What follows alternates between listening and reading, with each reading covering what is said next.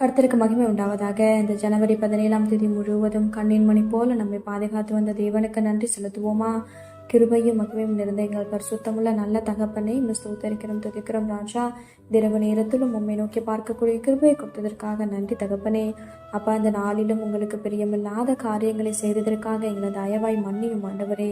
உமக்கு பிரியமான பிள்ளையை வாழ உதவி செய்யுங்கப்பா. இந்த நாளிலும் எங்கள் தேவைகள் எல்லாவற்றையும் சந்தித்து நாங்கள் சோர்ந்து போகாதபடி உடைய வார்த்தை கொண்டு எங்களை பலப்படுத்தியதற்காக நன்றி தகப்பனே. ஆண்டவரே, இந்த நாளிலும் நாங்கள் மற்றவங்க வாழ்க்கையை பார்த்து பொறாமப்பட்டதற்காக எங்களை தயவா மன்னிச்சிடுங்க ஏசப்பா.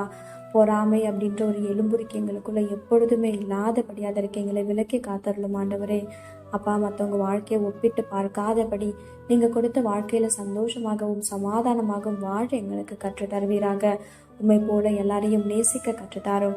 இந்த இரவு நேரத்தில் செபிக்கிற ஒவ்வொருவரையும் ஆசீர்வதிங்கப்பா. அவர்கள் குடும்பங்களை நீர் பாதுகாத்து வழிநடத்தும்.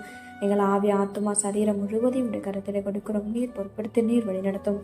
இயேசு கிறிஸ்துவின் நாமத்தில் செபிக்கிறோம் எங்கள் ஜீவனுள்ள நல்ல பிதாவே, ஆமேன்.